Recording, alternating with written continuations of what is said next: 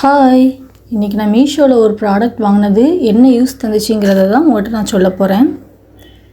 அதுக்கு ஃபஸ்ட்டு நான் தக்காளி ஜூஸு, பீட்ரூட் ஜூஸு, அப்புறமா முள்ளங்கி ஜூஸ் 3 எடுத்து வச்சுருக்கேன்.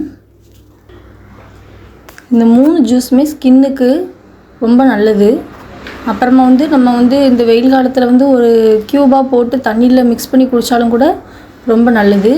அதுக்காக தான் நான் இப்போ இந்த 3 ஜூஸையுமே எடுத்து வச்சுருக்கேன். ஏற்கனவே வாங்கின இந்த ஐஸ் க்யூப் ட்ரேயில் 3 ஜூஸையும் ஊற்றி நல்லா ஃப்ரீஸ் பண்ணி அதுக்கப்புறம் நம்ம என்ன பண்ணுவோங்கிறத பார்ப்போம். இந்த ஜூஸ் எல்லாத்துலேயுமே பெனிஃபிட் இருக்கிறதுனால நான் ஃபஸ்ட்டு இந்த 3ஐயும் தான் சூஸ் பண்ணி எடுத்து வச்சுருந்தேன். ஸோ எல்லாத்தையும் நான் ஊற்றி ஃப்ரிட்ஜுக்குள்ளே வச்சுட்டு அதுக்கப்புறம் ஃப்ரீஸ் ஆகி அது என்ன பண்ணுதுங்கிறத நான் சொல்கிறேன். இப்போ நீங்கள் இந்த வீடியோவில் பார்க்குற மாதிரியே 3 ஜூஸையுமே ஊற்றிட்டேன்.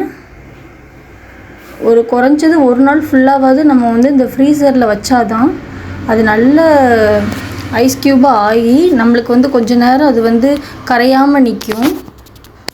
ஸோ இப்போ ஊற்றியாச்சு. இதை க்ளோஸ் பண்ணி அப்படியே நான் ஃப்ரிட்ஜுக்குள்ளே வைக்கேன். இப்போ நான் ஃப்ரீசரில் வச்சு ஒரு நாள் கழித்து நம்ம இதை எடுத்து அதை என்ன பண்ணுறங்கிறத நான் உங்களுக்கு காட்டுறேன். இப்போ நம்ம ஒரு நாள் ஃபுல்லாக ஃப்ரீஸ் பண்ணியாச்சு. ஃப்ரீஸ் பண்ணி அது எப்படி இருக்குதுன்னு பாருங்கள். அந்த பீட்ரூட் ஜூஸு அப்புறமா தக்காளி ஜூஸு அப்புறம் அந்த முள்ளங்கி ஜூஸ் 3மே ஐஸ் க்யூப் உங்களுக்கு எடுத்து காட்டியிருக்கேன். அதே கலரில் அதே மாதிரி உங்களுக்கு க்யூபாகவே கிடச்சிருது. இப்போ நம்மளுடைய ஸ்கின்னுக்கு நம்ம பிஸியான லைஃப் ஸ்டைலில் ஒரு க்யூப் எடுத்தோமா, டக்குன்னு நம்ம ஃபேஸுக்கு தேய்ச்சோமா, ஒரு 10 நிமிஷம் ஆணிச்சா, அதுக்கப்புறம் நம்ம முகத்தை நல்லா கழுவுனோமா அந்த மாதிரி பண்ணாலே நம்மளுடைய ஸ்கின்னை நம்ம டெய்லியும் நம்ம பார்த்துட்டே இருந்த மாதிரி ஆச்சு. அதுக்கப்புறமா நம்ம அதுக்கு ஒரு அதை நம்ம ரொட்டீன் பண்ணுற மாதிரியும் ஆச்சு. ஸோ நான் இது வாங்கினேன். இதில் யூஸ்ஃபுல்லான திங்ஸ் இது தான். நல்லாவே யூஸ்ஃபுல்லாக இருக்குது.